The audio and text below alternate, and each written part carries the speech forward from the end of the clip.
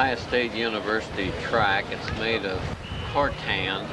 It's one of the fastest tracks in the world. It's the same substance as the Memorial Stadium in Los Angeles, on which the 1984 Olympics were run. Prior to this, they had a plastic track that was not very good and was chewed up by the football team. Well, how about the track when you were here? They went to Ohio State football games. Prior to that, the cinder track that I ran on was not a fast track. Of course, that depends on who's running. When Jesse Owens was running, it was a very fast track. But it was not a real good track. It was a packed cinder track, and it was 8 lanes compared with the 10 lanes they have now. Okay, let me ask you a few questions. No, this is still an 8-lane track, but they do have 10 lanes on the straightaways. All right, now, when you started here in 1939, is that right? Started in January of 1939 as a freshman. Now, was Jesse Owens on the track team at that time? No, Jesse had turned pro after the 1936 Olympics. He came back and worked out with us in 1940 and 1941 because he was running a dry cleaning shop somewhere in East Columbus. Okay, now in 1939, how did the track, what were you running? What events were you running on the track team? I ran mostly the quarter mile my freshman year and my sophomore year. I started running the half mile my sophomore year, late my sophomore year and my junior year, and ran the mile my senior year. Now there's some record that you set here because they don't run the event anymore. Which one's that now? Some 40 yards hurdles or 60 or something? It wasn't on this track. It was in the old cattle barns indoors. They had a 40-yard, I believe, hurdle event that they had not run before or since. And since I had the best time that year, it still stands, I guess. That's great. Okay. Didn't you run hurdles then when you were at Ohio State at all? I only ran hurdles my freshman year, except in my junior year, we ran a shuttle hurdle race at Michigan State. It seems, my recollection is it was 4 60-yard hurdle races on a relay team, and I ran one leg on that. The only time I ran the high hurdles in college.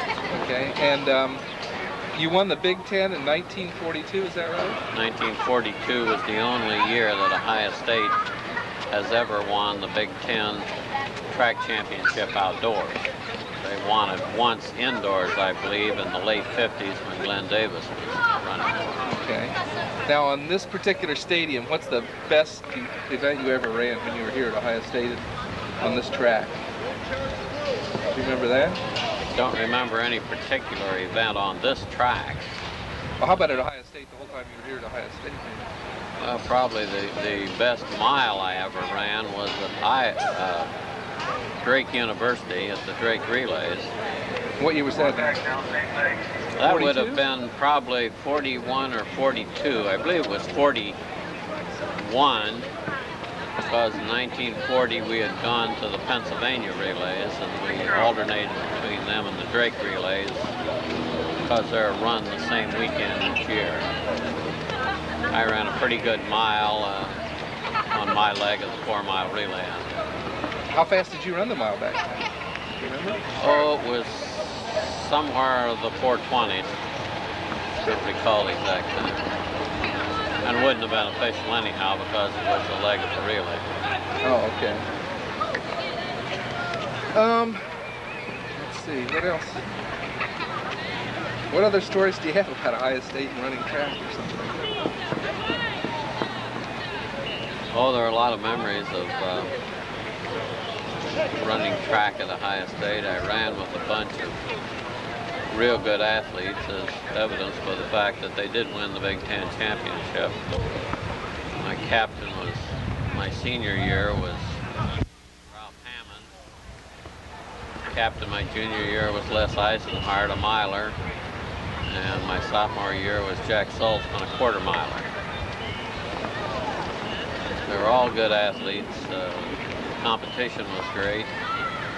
and made a lot of trips, saw a lot of universities I wouldn't have otherwise seen. Okay. Why don't you tell a story about how you happened to come to Ohio State? Because you originally weren't going to come here, isn't that right? After I graduated, I started the Springfield Business College. My high school track coach, Glenn Ronimus, that fall was over here to the cross-country finals in the state competition. He ran into Jesse Owens, or not Jesse Owens, he ran into Larry Snyder, who was the track coach at Ohio State at the time. Larry asked him what happened to me, and he told him that I was going to business college. Larry asked if I would be interested in going to Ohio State. He said he'd look me up and ask me, which he did, and I said I'd be interested in talking to Larry. And he said he had to come over to Ohio State and see about some refereeing, and he'd be glad to bring me along and talk to Larry. When he didn't call me in the next week or two, I called him, and he said he'd be glad to do it the next Saturday. The next Saturday I met him, came over and talked to Larry Snyder and the assistant athletic director in charge of jobs. They said that they would be happy to get me into a scholarship dormitory under the stadium here, and that they would make sure that I had a job so that I could work my way through. I came back out, told Ronnie that I was going to go home and think about it, but thought that's what I wanted because I had an application for Ohio State. As we got in Ronnie's car and started back across Lane Avenue, I said to Ronnie, "Did you forget to take care of your refereeing?" And Ronnie got that smile on his face and said, "Bob, I took care of that by mail." Just a wonderful guy, Glenn Ronimus. So you actually started in January then, rather than... I started the January quarter then of 1939. Bob Newbold running the hurdles. This from the high school newspaper. The track meet between Springfield High and Dayton Stivers was the first scholastic Class A meet ever held in Springfield. Coach Russell Paw's boys won 11 first places out of a total of 15 events. Robert Newbold hung up a Springfield High track record in the 120-yard low hurdles, and Robert Tehan did the same in the discus throw. Robert Newbold and Thomas of Stivers were the only contestants to win 2 events. This from the newspaper. Springfield High monopolized honors in the 3rd annual Southern Ohio Scholastic League track, tennis, and golf meets held in Springfield Monday. I graduated in 1943, at the end of winter quarter. The end of winter quarter of 43. Now, let's see, World War II was then going on at that time, isn't that right? That's so right. A lot of the guys were going into the service and that type of thing? A lot of people had already gone into service at that time. I was fortunate enough to be in the Navy V7 program, and that let me stay at Ohio State until I graduated. Okay, now, when you lived here at Ohio State, you lived underneath the stadium here itself in dorms? The very first year, the Buckeye Club underneath the stadium here had not been finished, and we lived in the basement of the gymnasium across the way here. The next year, the Buckeye Club was finished, and I lived the next 3 years underneath the stadium here. What was that like? Was it all athletes that were living underneath here? No. Very few athletes. It was a scholarship dorm where you had to have good grades in high school to get in. And there had to be a need.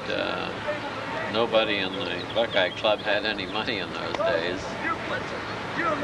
And We worked in the dining room approximately a week out of each quarter, doing the dishes, cleaning up the tables, and that kind of thing. Then we had other duties, sweeping the floor and cleaning up the bathrooms on each floor. The Buckeye Club was made up of 3 floors with 2 rooms on each floor, a total of 6 rooms. Each room had 20 occupants. 20? And that made for pretty close living quarters.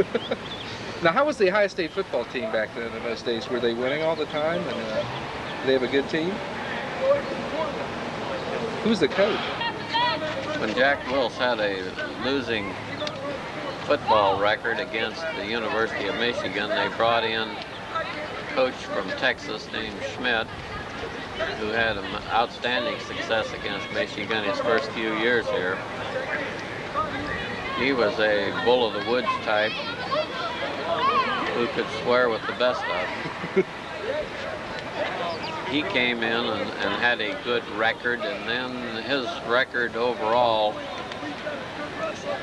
went down a little, and they brought in Paul Brown to Paul Brown coached you? be the coach at Ohio State. He had the support of the state high school athletic coaches, and he coached 1 year before he went into military, 1 or 2 years before he went into military service. Football teams in those days were not too good during World War II because Ohio State did not have any military programs that attracted the better athletes and kept them out of military service. Okay. Now, December 7th, 1941, you were a student here at Ohio State, right? Right. Tell me about that. Do you remember where you were when you heard about Pearl Harbor? I was over on High Street. Seems to me it was a Sunday evening, probably to have dinner, and was walking back across the campus and heard somebody say Pearl Harbor had been bombed. We were not sure at that point what Pearl Harbor was or where it was, but on getting back to the dorm and listening to the radio and looking at a map, we were able to determine that Pearl Harbor was in Hawaii, and the United States was indeed at war. Was war declared right after that, like the next day or something? War was declared within a day or two of that by Congress.